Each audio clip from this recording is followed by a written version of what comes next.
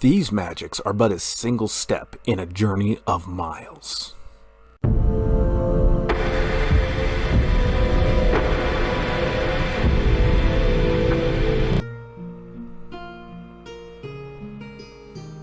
Hello everyone, and welcome back down here to the Gamer's Den with me, your host, Jordan, your Master of Lore and Storyteller Extraordinaire.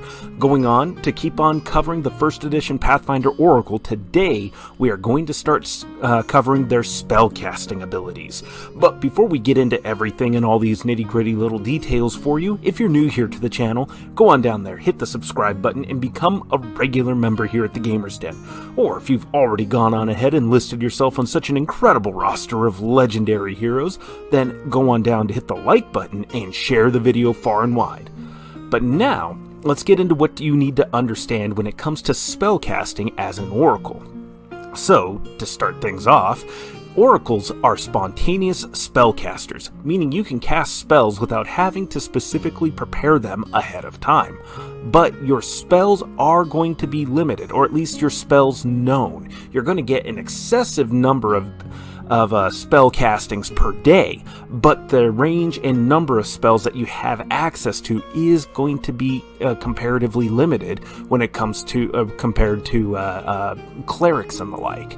You start off with 4 0-level spells and 2 1st-level spells, and at each level learning a new spell as indicated on their spells known chart. So when you hit level 2, you know 5 0-level spells. You also know all cure or inflict wounds spells, selecting these at 1st level. This can't be changed at all. Now, granted, your DM or through some kind of story contrivances or whatever journeys you may be going on, maybe there's an option there, but that is going to be story and DM specific. Rules as is, you can't change this around. So think about it and make your choice carefully.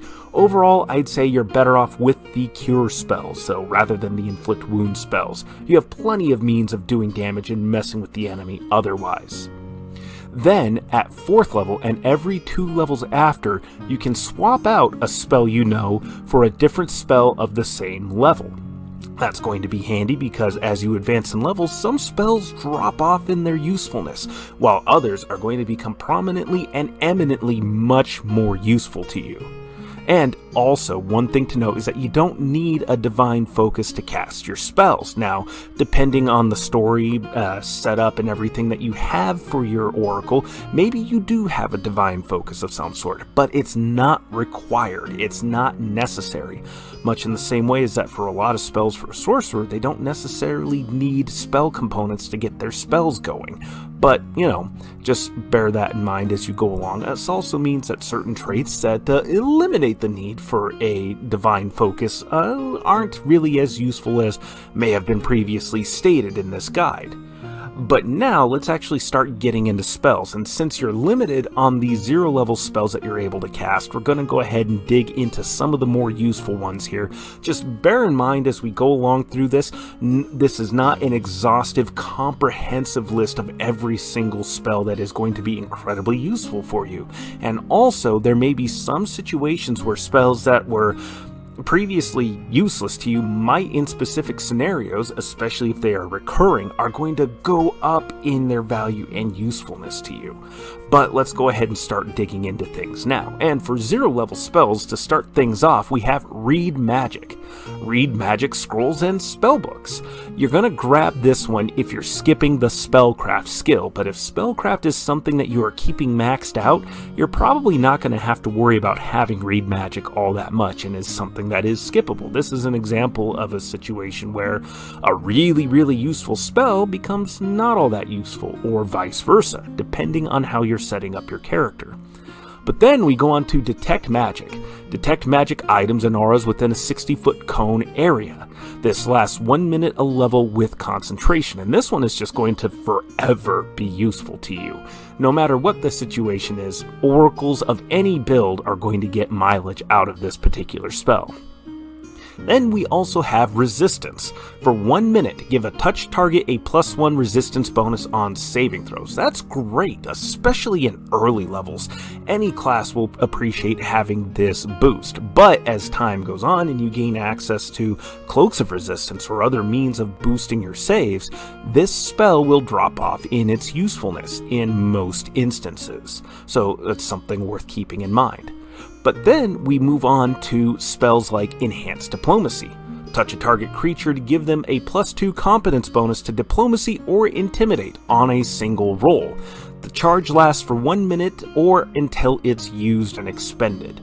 So this is great, especially if you're using this on yourself, because you got a good charisma score, so you're going to be an excellent face, and these can be skills for you.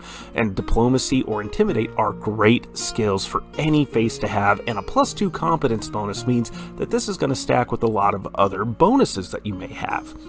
The big downfall to it, though, is that it's only good for a single roll. If this were usable for the entirety of the 1 minute, 1 minute's worth of interactions and Diplomacy or Intimidate checks, that would make this much more useful to you. But as it is, it's still not a bad spell. Again, especially in the early levels, where that +2 bonus can be a make or break difference right there.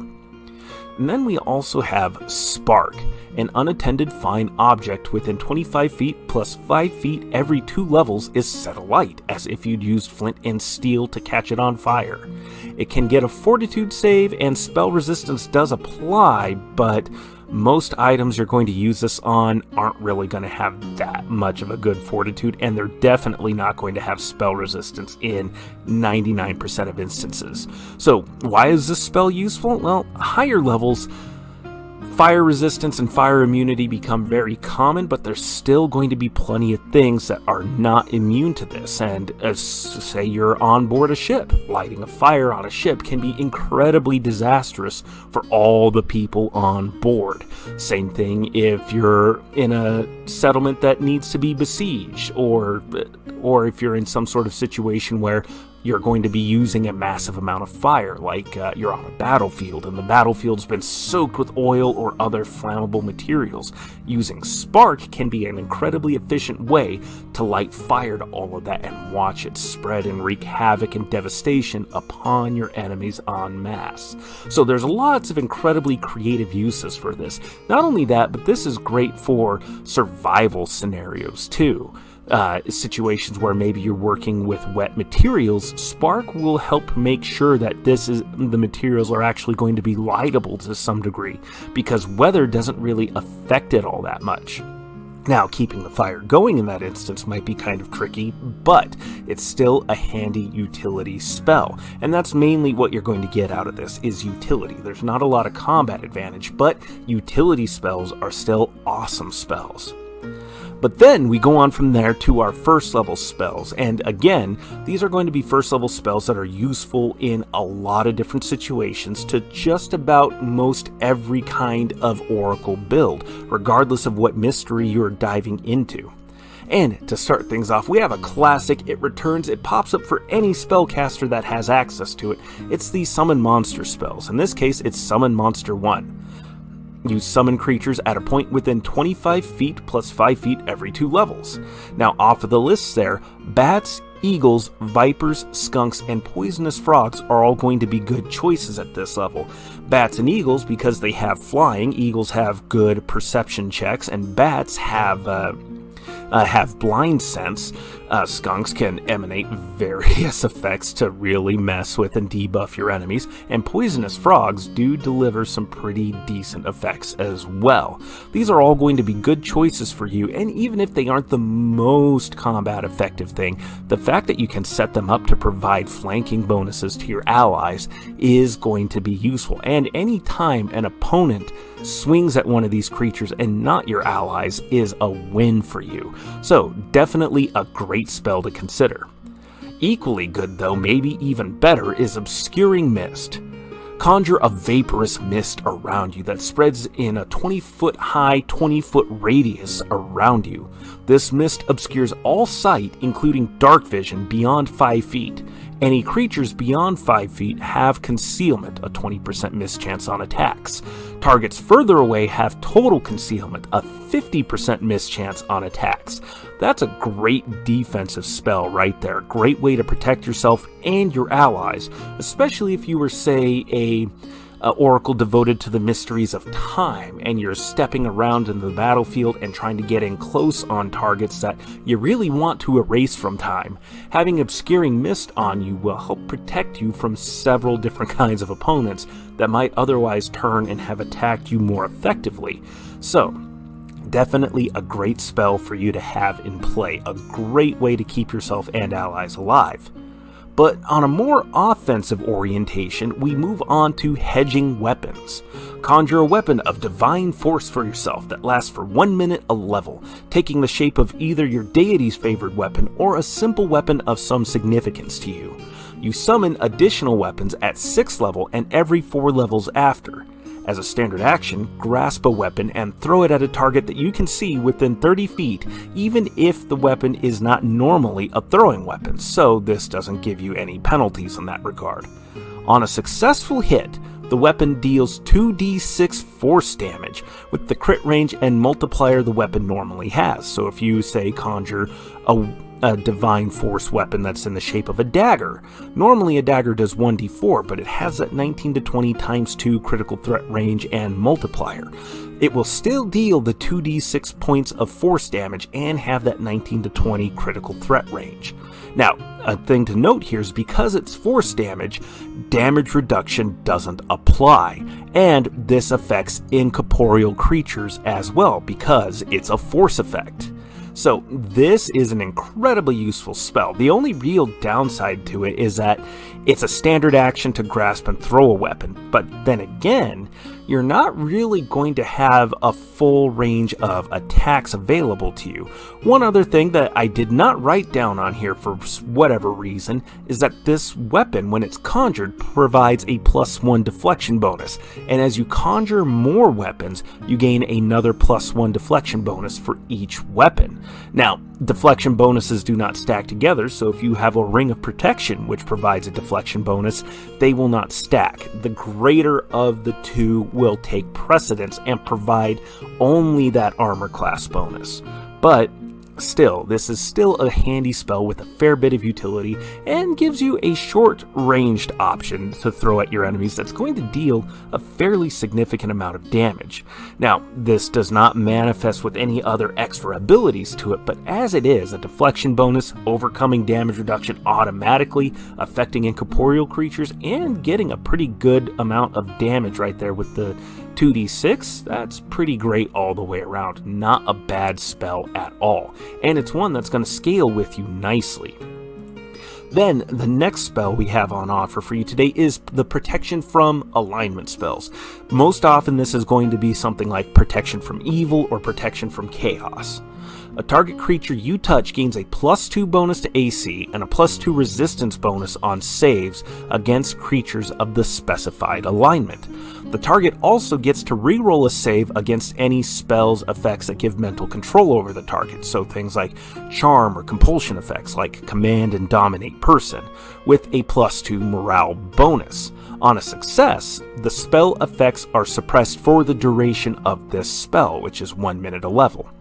Lastly, this prevents contact with some evil summoned creatures, if you were to pick out evil, for example.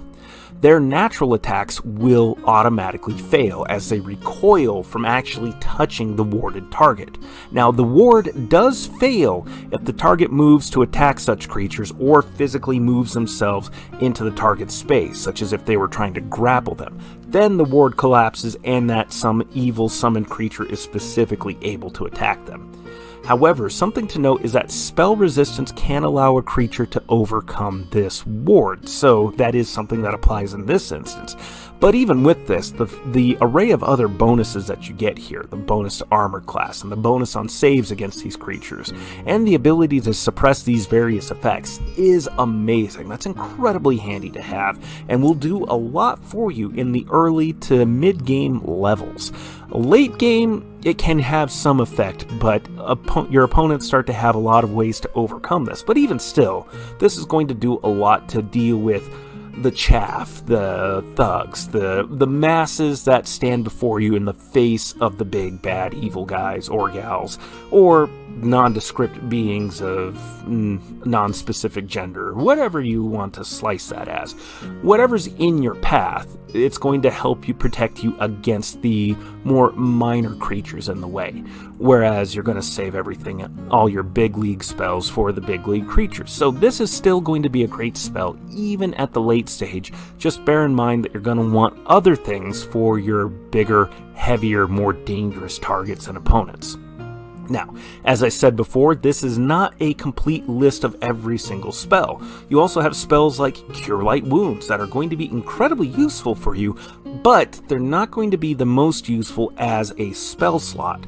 You're going to want to more pick that up in a wand. That's going to be the most bang for your buck in that instance, is having a wand of Cure Light Wounds. That's where it's going to be most useful, and then using it after you're done fighting with your opponents, afterwards in the aftermath, in the cleanup and recovery phase of things. That way you can save your spell slots for any number of other spells.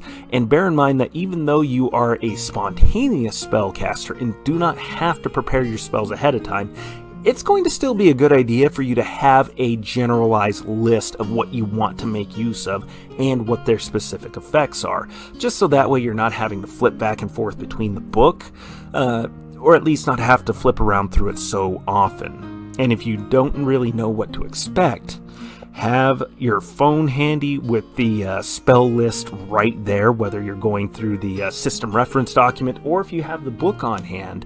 Have a book on hand to be able to just flip through specific spells that are going to be useful in the moment that maybe you didn't think of. This is all just so you are minimizing the amount of time you're spending digging for information. If you have as much information as possible handy ahead of time, you're going to save yourself, your party, and your DM a lot of time and a lot of headache, and keep the game flowing nicely.